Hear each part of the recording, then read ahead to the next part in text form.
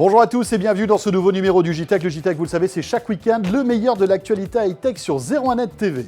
Avec au menu cette semaine une caméra étonnante, il s'agit de la Gear 360 qui filme donc en réalité virtuelle à 360 degrés.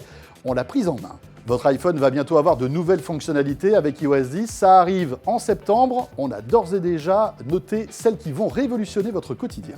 Et pour terminer ce JTech, on va faire du sport avec le top 3 des bracelets connectés qu'il faut avoir cet été. Le JTech, c'est le best-of des vidéos de la semaine sur 01net TV. Merci à vous de nous regarder sur BFM Business TV.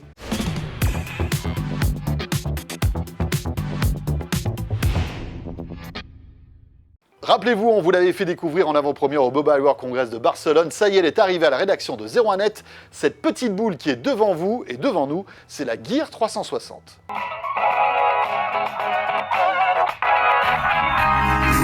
Et avant d'aller plus loin, eh bien, sachez que vous pouvez voir sur YouTube 360 le making-of de cette vidéo tournée avec la Gear 360. De quoi est-elle faite cette caméra Gear 360 ? Eh bien en réalité de deux objectifs, des objectifs grand angle, 180 degrés, deux capteurs de 15 millions de pixels, ce qui permet de reconstruire une image sphérique à 360 degrés. Et à l'arrivée, on a une magnifique image 4K. Voilà, en 3860 par 1920 pixels à 30 images secondes, c'est de la 4K, hein. Mais attention, la définition n'est pas 4K, puisque en fait la 4K, c'est la résolution de toute l'image à 360. Donc forcément, parfois on voit un peu les pixels. Et oui, car ce que vous voyez, ce n'est qu'une portion de l'image, forcément. Alors, elle encode de la vidéo avec le codec H265, et puis elle peut également prendre des photos fixes de 30 mégapixels. Bon, alors cette petite caméra au look assez sympa est assez légère. D'ailleurs, on peut se demander si elle n'est pas un peu trop fragile, hein. Alors, à mon avis, il ne faut pas la faire tomber tout le temps par terre. Mais disons qu'on peut s'en servir pour de l'action. Vaut mieux bien l'accrocher. D'ailleurs, on peut l'accrocher dessous. Oui. Il y a un petit adaptateur pour la fixer. Un petit pas de vis universel qui fonctionne avec tous les trépieds, grand public notamment. Avant d'aller plus loin, le prix ? Sachez qu'elle coûte 350 €. Quand même, hein, donc c'est pas donné, sachant que pour bien profiter de tout ça, il faut aussi le masque Gear VR, et le luxe du luxe, ça serait d'avoir quand même le Galaxy S7 pour s'immerger véritablement dans toutes ces vidéos. Mais on peut regarder les vidéos prises avec le Gear 360 sur n'importe quel smartphone avec la bonne appli et le bon masque.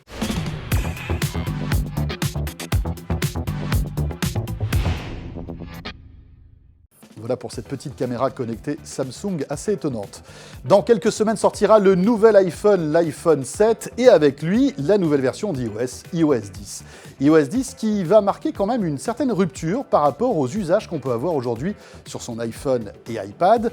Des nouveautés en matière d'e-message, mais aussi de notifications. Si vous êtes utilisateur d'iPhone, eh bien préparez-vous à du changement. Très bientôt arrivera iOS 10. Alors voici ce qui va changer. Tout d'abord, en ce qui concerne les notifications. Apple a complètement modifié le système de notification sur iOS 10. Pourquoi ? Parce qu'en fait, il y avait un petit problème avec l'iPhone. Un défaut qui est le pendant d'une qualité, c'est que le capteur d'empreinte digitale est tellement sensible qu'il vous est sans doute déjà arrivé de déverrouiller votre iPhone sans avoir le temps de lire les notifications qui venaient d'apparaître. Et bien là, vous n'aurez plus ce problème, car les notifications restent visibles. Lorsque vous posez votre doigt sur le capteur d'empreinte digitale, vous déverrouillez votre iPhone, mais vous ne l'ouvrez pas véritablement. Il faudra appuyer une nouvelle fois sur le bouton Home pour cela.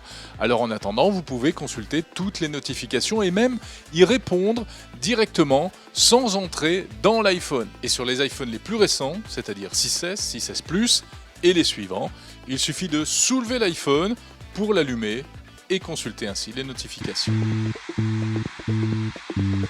C'est une autre nouveauté majeure, des transformations au niveau de ce qu'on appelle le centre de contrôle.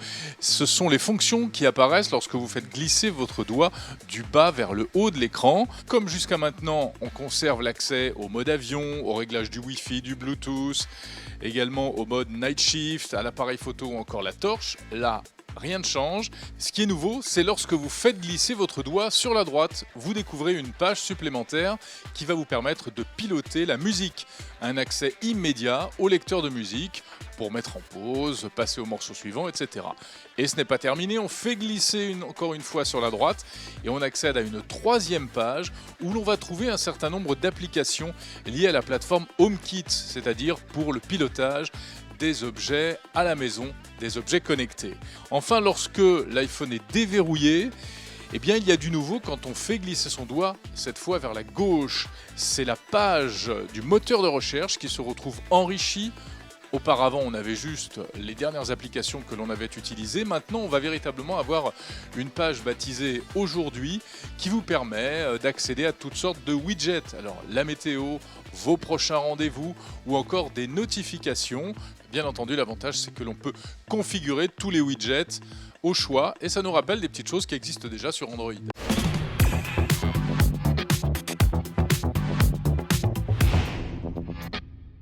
Bientôt les vacances, et forcément en vacances, on fait du sport, en tout cas je vous le souhaite.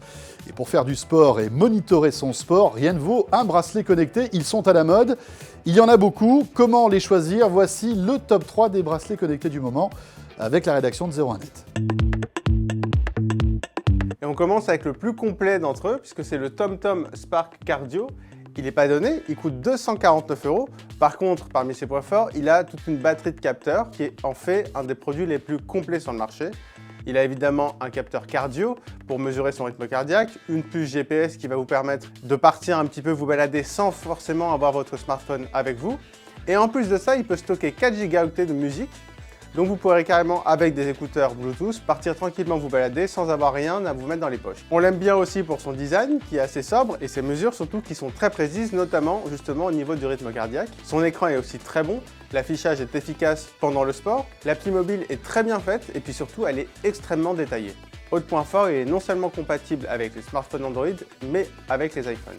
Finalement, le seul bémol de ce TomTom Spark Cardio, c'est le fait qu'on ne puisse pas accéder à ces notifications de smartphone. Donc c'est pas vraiment une montre connectée, c'est vraiment un bracelet pour le sport et rien d'autre. Un petit peu moins cher, le Fitbit Charge HR qui est vendu 149 € et qu'on peut trouver un petit peu moins cher sur certains sites marchands.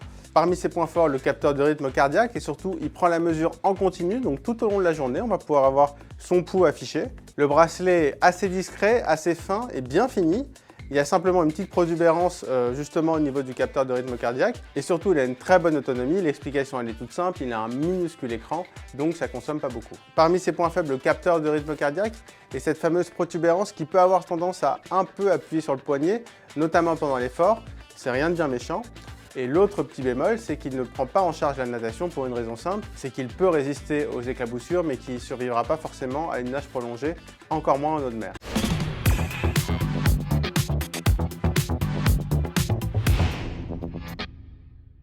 Jimou, c'est un robot en kit à assembler soi-même et ensuite à programmer facilement avec une application mobile. Il a été conçu par la marque chinoise Uptech et vient tout juste d'être commercialisé en France depuis le mois de mai. Il existe 2 kits différents, un kit explorateur, comme on voit ici, qui coûte 200 € et un kit inventeur, beaucoup plus avancé, accessible à partir de 400 €. Alors on a voulu savoir si c'était vraiment réalisable pour des enfants de 8 ans et si aussi les adultes pouvaient trouver leur compte avec ce petit robot. Alors la première impression, c'est que c'est un très beau produit. Quand on ouvre la boîte, on accède à un rangement façon tiroir comme dans un mini établi avec toutes les pièces détachées et beaucoup de couleurs. C'est très bien designé et ça donne vraiment envie de construire un robot. L'application mobile qui est disponible sous iOS et Android, elle a été mise à jour plusieurs fois depuis que j'ai commencé à utiliser le robot Jimou. Donc elle s'est beaucoup améliorée depuis, mais elle reste légèrement instable, lente à charger et encore incomplète. Il y a des sections qui sont encore vides. Par contre, là où c'est très bien fait, c'est quand on construit un modèle de robot. En fait, on trouve des schémas qui sont en 3D, qu'on peut tourner dans tous les sens. Et c'est assez simple finalement de suivre ces instructions. Soit on choisit de créer un modèle qui existe déjà, et là on n'a qu'à suivre les plans. Donc c'est des animaux la plupart du temps, mais il y a aussi un humanoïde. Ou alors on crée son propre modèle, et là c'est beaucoup plus compliqué. Donc moi je conseille de commencer par un modèle qui est tout simple, qui s'appelle la barrière. Donc ça prend pas beaucoup de temps, il y en a pour un quart d'heure à le monter. Et là on peut déjà expérimenter les différentes pièces et la façon dont ça fonctionne avec les moteurs.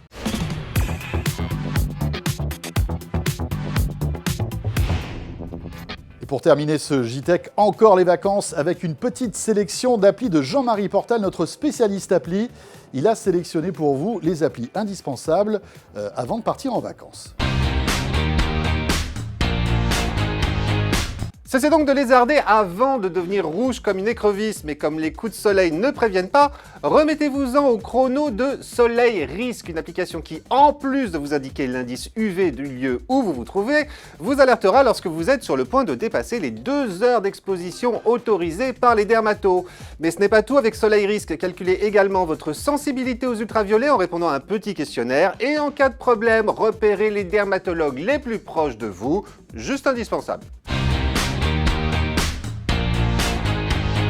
Cheval, canoë, vélo, marche à pied, quelle que soit votre activité préférée, mieux vaut toujours avoir un GPS à portée de main pour s'orienter sur une carte demeurant accessible, loin des réseaux 3 ou 4G. Or, les cartes, c'est justement ce que vous fournit ViewRanger GPS. En plus, cette appli enregistre le tracé de vos aventures et vous délivre des statistiques sur les distances que vous avez parcourues et vos performances. Enfin, elle comprend un système de localisation pour que vous puissiez partager vos emplacements avec vos compagnons de route. L'assurance, en somme, de ne jamais vous perdre. Attendre plus de 2 heures pour visiter le Panthéon à Rome ou l'Acropole d'Athènes ou dans n'importe quel autre monument ou musée y compris en France, voilà qui pourrait bien chiffonner votre humeur, surtout pendant les vacances. Parce que forcément, vous n'avez pas de temps à perdre, vous avez d'autres choses à faire. Et bien pour éviter ce petit désagrément, Euricad vous invite justement à vérifier à l'avance les temps d'attente pour de nombreux monuments ou musées en fonction d'un jour et d'une heure donnée. Et consultez aussi les astuces de cette appli pour apprendre par exemple que vous pénétrerez bien plus rapidement dans l'Acropole en vous y rendant 10 minutes avant son heure d'ouverture ou alors en fin de journée lorsque la majorité des visiteurs rejoignent leur bateau de croisière. Bon, c'est un peu du bon sens. Et voilà, avec Euricad quand même, fini le temps perdu.